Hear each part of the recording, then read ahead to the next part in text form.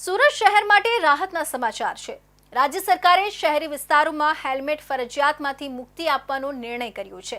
સાંસદ મુકેશ દલાલે જણાવ્યું કે સુરતના 12 ધારાસભ્યો દ્વારા મુખ્યમંત્રી ભૂપેન્દ્ર પટેલ સમક્ષ કરાયેલી રજૂઆતને મંજૂરી મળી છે। તેમ છતાં પોતાની સુરક્ષા માટે સ્વયંભૂ હેલ્મેટ પહેરવું જરૂરી છે।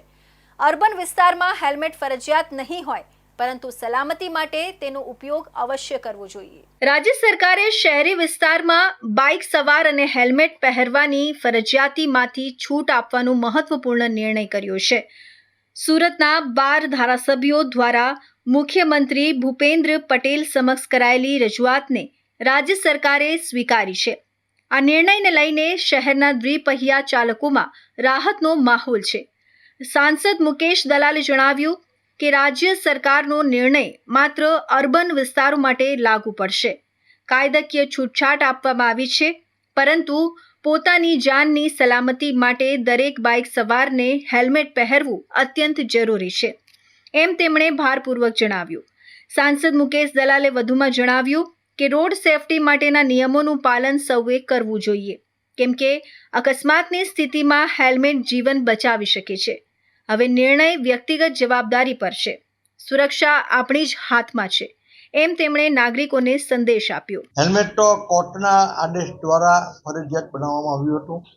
હેલ્મેટથી જાનહાનિ થતી સલામતી પણ લોકોની રહી છે, એ વાત લોકોએ પણ સમજવી જોઈએ।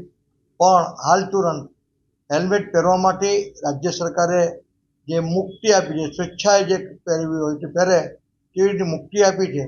સુરતના 12 ધારાસભ્યોની રજૂઆતનો પડઘો પડ્યો છે, તે માટે મુખ્યમંત્રી શ્રી ભૂપેન્દ્રભાઈ પટેલ અને ગૃહમંત્રી શ્રી હર્ષભાઈ સંઘવીનો હું આભાર માનું છું, અને તમામ 12 ધારાસભ્યોનો પણ આભાર માનું છું કે તેઓની રજૂઆત લોકલાગણીને જે પડઘો પાડ્યો એનો એક પડઘો પડ્યો છે। પણ લોકોએ સ્વૈચ્છિક રીતે પણ હેલ્મેટ પહેરવી જોઈએ એવું મારું સ્પષ્ટ માનવું છે। રાજ્ય સરકારે હેલ્મેટ મુક્તિનો નિર્ણય જાહેર કરતા સુરત સહિતના અનેક શહેરોના બાઇક સવારોમાં ખુશીની લાગણી છે।